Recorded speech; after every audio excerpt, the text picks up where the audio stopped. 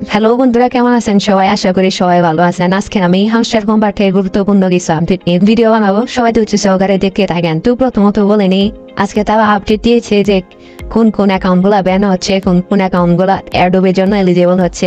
তো সবাই ধৈর্য সহকারে ভিডিওটা দেখতে থাকেন। ফার্স্ট অফ অল আমি এখানে বাই স্ক্রিন উপরে তো দেখতে পাচ্ছেন, এখানে ক্লিক দেবো। এখানে ক্লিক দেওয়ার পর অ্যাচিভমেন্ট দেখতে পারবেন। অ্যাচিভমেন্টের ভিতরে সি অল একটা অপশন পাবেন, এখানে ক্লিক দেবো। এখানে ক্লিক দেওয়ার পর আপনি নিচের দিকে স্ক্রল ডাউন করবেন এবং এখানে দেখতে পারবেন চিটিং ইজ ব্যাড নামে একটা অপশন আছে এবং এখানে দেখতে পাবেন এটা ব্ল্যাক অ্যান্ড হোয়াইট দেওয়া আছে।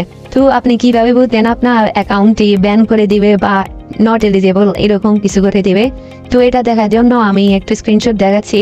এতেও দেখতে পাচ্ছেন আপনার অ্যাকাউন্ট যদি এরকম চিটিং ইজ ব্যাড এরকম রঙিন হয়ে থাকে, এই অ্যাচিভমেন্ট থেকে এই কার্ডটি যদি এরকম রঙিন হয়ে থাকে, তাহলে বুঝতে পারবেন আপনার অ্যাকাউন্টটি ব্যান করে দেওয়া হবে বা এয়ারড্রপের জন্য নট এলিজিবল হয়ে যাবেন।